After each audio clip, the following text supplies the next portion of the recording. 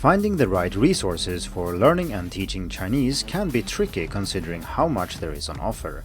How do you find resources suitable for your level, apps designed to help you meet a particular challenge, or information and advice in general? You go to Hacking Chinese Resources, of course, which features 500 resources for learning and teaching Chinese, tagged by level, topic, and type.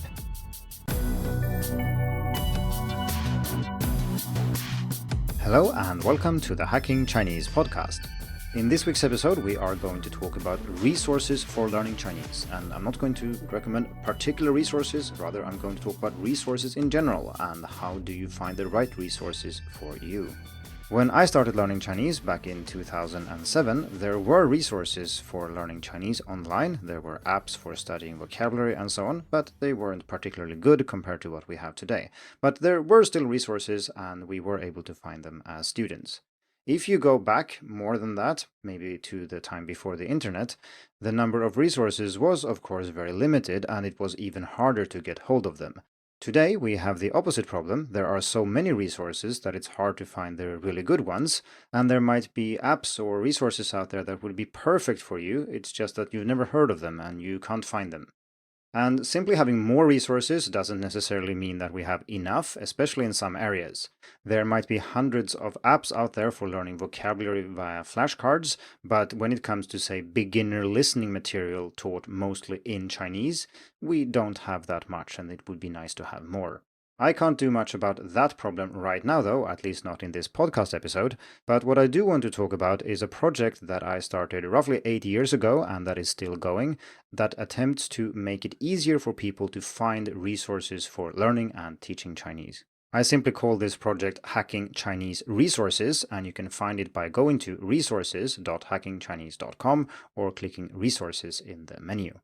Of course, I don't know everything about resources for learning Chinese, even though I think I've spent more time than most looking into various resources and thinking about how they can be used. I'm not the only one contributing to this project, of course, even though I have contributed most of the resources shared there. This is something I think is worth talking about for a bit, because the way we choose resources to use for language learning is often very haphazard. I wouldn't say it's random, but it is often quite arbitrary and based on coincidence. What is my friend using for studying vocabulary? What listening resources did I see someone mention on Twitter, or what did I see someone talk about on a forum? From a student perspective, I think there's nothing wrong with this. If you were to look at all the flashcard apps available and then select the best one, you'd spend more than 100 hours just looking at apps before you even started learning Chinese. So someone who just picked random and actually just randomly chose an app here and stuck with it and used it for 99.5 hours would still learn much more Chinese. The difference between the apps, it's not enough to motivate that kind of investment from students. The haphazard approach becomes a little bit more dubious when we're talking about teachers, and you'd think that most teachers have a good grasp of the tools available for learning Chinese, but this is clearly not the case. And here I think we need to look at two different types of teachers, because teachers who are non-native speakers, who learned the language themselves, they usually have a fairly good grasp of resources for learning and tools and apps because they've used these to learn the language themselves, and they kind of have an intuitive feel for what you need and also suggestions, often many suggestions for ways of solving the problems that you encounter. Native speakers have to kind of guess at this because they learned the language when they grew up. And that means that their recommendations are often second-hand. They find them somewhere else. And this is reflected if you look at many university websites where they recommend things. It's a little bit hit and miss. They recommend very outdated apps and they recommend some things that are just weird sometimes. A good example of this might be dictionaries. So there are a few fairly good digital dictionaries available, and I'm talking about apps for your smartphone here. So Pleco and Hanping would be good examples. You can use these, and the free versions are good enough for beginners without a doubt. You can also purchase add-ons and so on, but you don't have to do that. And these are very good basic dictionaries. And yet I see many universities and teachers recommend other things that are clearly not as good. They are old, they are outdated, they might use Flash so you can't even access them anymore, they might be unnecessarily complicated, and so on and so forth. Naturally, there are exceptions, but having spent hundreds of hours analyzing and talking about resources for learning Chinese, it appears to me that most teachers and universities don't really have a good grasp of the resources available and keep recommending things that you don't actually want to use. And like I said, I'm not necessarily blaming them. Teachers are overloaded with things to do as it is, and keeping track of resources and tools for learning Chinese is not easy. Like I said, I've spent a lot of time doing this, and I still encounter apps and resources occasionally that I've never heard of and that are actually quite good. The reason that I mention this, though, is that you can't really rely on your teacher or your university to provide you with the best tools, at least not in most cases. And this is part of the reason why I started Hacking Chinese Resources, because at least that makes it possible to find the relevant tools, and you don't have to go and look for them on your own. Obviously, I can't tell you exactly what resources to use either, or which is the best in your situation, but at least I can help you find the ones that might be suitable for you. If you want to learn more about digital resources for learning Chinese, this is something we talked about in episode 50, where I interviewed Julian Lair, who recently finished his PhD, and he focused on this digital ecosystem for learning Chinese.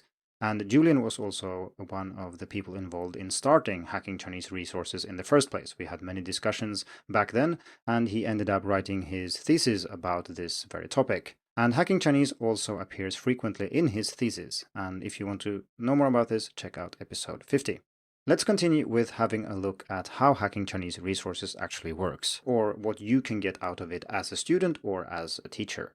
The idea here is, of course, to make the resources navigable, because simply accumulating 500 resources isn't very helpful if it's just a giant pile or a list of links. So therefore, they are all tagged.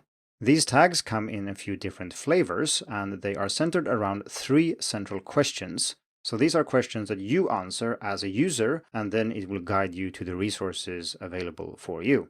So the first question is, what is your proficiency level? And here I refer to beginner, intermediate, or advanced. So each resource is tagged with one or more of these. So of course, some resources cover lots of areas and many levels, and therefore they have more tags, whereas some are specific for, say, beginners or advanced learners, and then they only have one tag. When you use Hacking Chinese Resources, you simply click the tags that you are interested in. And this includes clicking more than one if you're after a specific combination or want to cover more resources. And it also includes clicking nothing if you want to include everything. Maybe you don't want to sort by proficiency level and then you just don't click anything. So the second question is, what topic are you interested in? And here we have some tags that are pretty self-explanatory, like listening, speaking, reading, writing, vocabulary, grammar. I think everybody knows what these things are. We also have Chinese in context, and that looks at pragmatics or how to use Chinese in specific situations. We have one called living in Chinese, which refers to living in a Chinese-speaking environment, integration, stuff like that, immersion. And then we have language learning, which is for, well, how to learn languages. And then a general one, and general here means something that is so broad that it encompasses most of these, or 3 or more in fact. So some resources simply don't aim at listening, they don't aim at grammar, but they do the whole thing, and then we have a tag specifically for that. The third question is, what type of resource are you looking for? For example, are you looking for information and advice? That's clearly different from a resource collection, which I call a resource that contains many resources. So for example, a site that has many podcast episodes in Chinese, or has videos, or has lots of reading material, that would be a resource collection.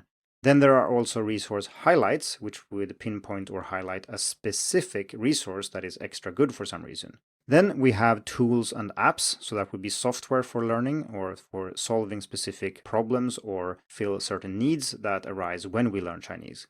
And then finally, we also have social learning, which includes things like forums, language exchange, chatting, and the like. So by clicking the tags that you are interested in, you can find any combination of these. You can click as many or as few as you want, and Hacking Chinese Resources will list everything that matches your query. If you're looking for something very specific, it's probably better to just search for it though. For example, let's say you want to find things related to pinyin in general, then just search for pinyin and you will currently find 58 resources. Or let's say you want to get into classical Chinese, then there are 22 resources at the moment. Or there might be something else you're interested in, and then just searching will give you those resources immediately. So to make this a little bit more concrete, here are 3 example cases. Let's say you are a beginner who wants to learn vocabulary and you want to find tools and apps that can help you achieve that. Then you'll find 68 resources at the moment that matches all these tags, and each of them come with an introduction, with a link and some information about what this app is. Next, let's say you are an intermediate learner, or maybe you're a teacher and you teach intermediate learners, and you want to find listening material that's suitable for that level. Well, then you check resource collections, intermediate and listening, and that will in this case give you 46 resources. And you can then browse these to see if anything looks interesting. Finally, if you are an advanced learner and you want to improve your speaking, maybe your pronunciation, and you want advice and information about this, then you click all those tags and that will currently give you 5 resources. Naturally, not all combinations are equally popular, so the reason that there are only 5 resources for the query I just mentioned is of course because not many people produce resources for advanced learners. Whereas if we're looking at, say, reading material for beginners or maybe apps for learning Chinese characters and words, then we will find much more. Of course, it could just be that I haven't found or that I haven't had time to check resources for that particular combination.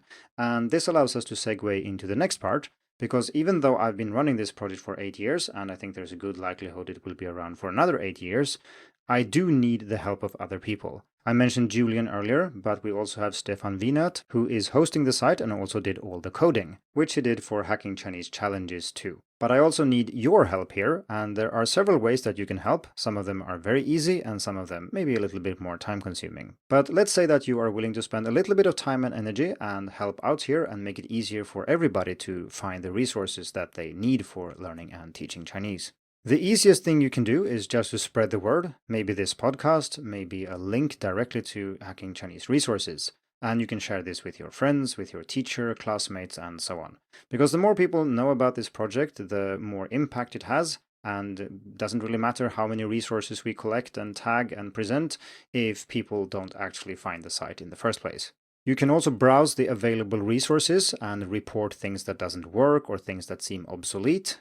You can also hit like for the resources that you like, and you can leave comments sharing your experience with a particular resource. And these things make it easier for other people to evaluate them, and it's also easier to find resources that many people like. The most impactful way you can help is, of course, to submit your own resources. And I don't mean your resources as in resources that you have developed, but I will talk about that in a bit. I just mean resources that you like, that you have used, and that you know about. If you submit resources, I urge you to have a look at the submission guidelines to see how to use the tags and so on and so forth. And you don't need to worry here too much. I check everything that gets posted manually, so I will just fix things if there's something wrong. But there are guidelines to help you, so check those out.